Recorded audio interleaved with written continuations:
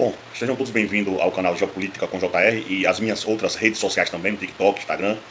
Eu vim falar aqui hoje sobre o dado mais importante que saiu hoje, que foi sobre a inflação, né? Nós vimos que a inflação, realmente, quando ela está descontrolada, não é bom para ninguém. Com certeza, isso aí não se tem nem o que se discutir. Agora, o que passou na mídia hoje, até na mídia mesmo, que é a Globo, Folha de São Paulo, Estadão, que são todos também alinhados ao mercado financeiro, são todos também investidores e ganham muito com também a especulação. Essas mídias hoje não têm credibilidade nenhuma porque os seus interesses estão atrelados ao mercado financeiro. Então, além de serem porta-vozes, quando não são porta-vozes, são donos, como a Globo hoje tem Orama, o braço investidor da Rede Globo, é quem ganha dinheiro, mais do que a Globo Televisão hoje em dia. Você tem Folha de São Paulo, Estadão, são donos aí da UOL, da PagSeguro, tem seu braço financeiro aí também. O que acontece? A inflação, ela saiu com dado consolidado hoje de 4,83%. Eu tive o cuidado aqui de fazer um levantamento, então eu fiz uma pesquisa de toda a inflação do Brasil de 95 até 2024. Então, todo esse período aí corresponde ao plano real. Então, veja só, eu vou colocar esses dados aqui, eu criei um gráfico para a gente observar melhor, para a gente destrinchar se realmente essa inflação desse ano ela está assim tão descontrolada como parte da imprensa e da mídia, principalmente a mídia nazista, bolsonarista, prega, né? Então vamos lá, eu vou abrir ele aqui e eu vou aqui marcar para a gente fazer aqui uma análise rápida, só para a gente ter uma noção macroeconômica do que foi a inflação durante todo esse período que eu acabei de falar, de 1995 até 2024, período aí de 30 anos. Então vamos lá, vou abrir aqui o gráfico que eu fiz com muito carinho e vamos ver aqui. A inflação desse ano, como vocês observam aí, presta atenção aqui no gráfico, ela está em 4,83%. Está um pouco maior do que a do ano passado, que foi 4,62%. Está 0,33% acima da meta de inflação, que é 3%, mais 1,5% para mais ou para menos, o que daí 1,5% até 4,5% de inflação da banda superior. Então veja, ela ultrapassou um pouco realmente, né? Agora, quando você pega aqui períodos anteriores, veja que esse gráfico aqui, como eu falei, tem os 30 anos aí do Plano Real. Você vai um ano só atrás aí, do governo de Bolsonaro, onde já não existia a pandemia, em 2022, veja a inflação que Bolsonaro nos entregou, 5,79%. Quando você volta mais um pouco em 2021, veja a inflação que Bolsonaro nos enfiou, 10,06%.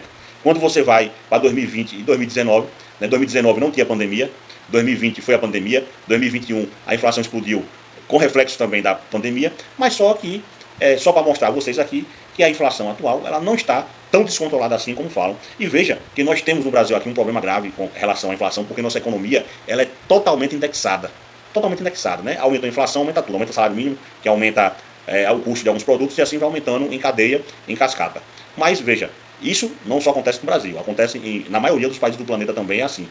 Então você, quando vê esse intervalo aí de 30 anos, e você vê a inflação atual, você vê que quando você traça uma linha aqui, observe que eu vou colocar uma linha aqui, justamente em cima de 2024, que esse ano que se encerrou, e vocês observam que vocês vão ver aí, a maioria dos anos, a inflação está até acima do que a inflação de 2024.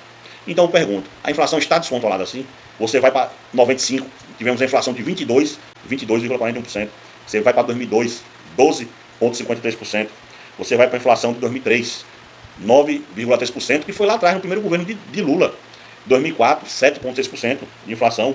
Então você observa também um detalhe aí, que as metas do Brasil, de 3%, é uma meta que é surreal, para não dizer que é quase impossível. Porque quando você coloca, durante esse intervalo de 30 anos, quais foram os anos que o Brasil cumpriu essa meta, vocês vão ver que foram bem poucos anos. E quais os anos que cumpriu a meta abaixo de 3%, que a inflação ficou abaixo de 3% no Brasil, vocês vão ver que tivemos aí menos anos ainda, como em 98 e em 2017. De um total de 30 anos, apenas em 2 anos, a inflação ficou abaixo de 3%.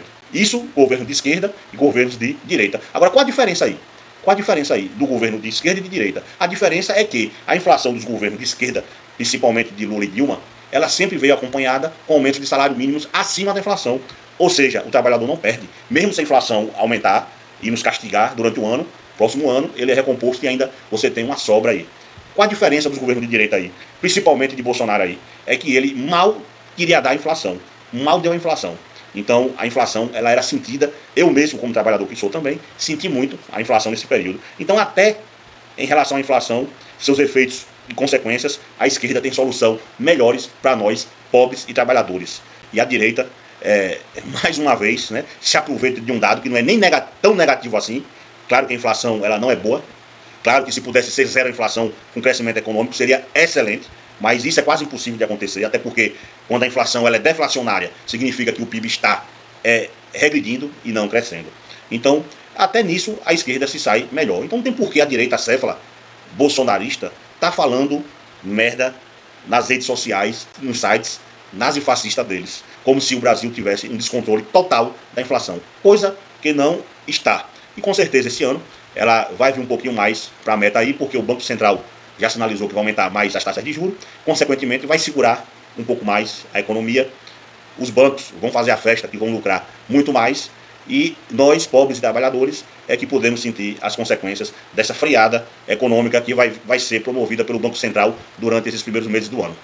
É esperar para ver agora, né, as consequências dessa puxada de freio aí, né, dessa puxada do freio de mão, para a gente comentar mais lá na frente, mais uma vez. Né? Então fica aqui e até a próxima.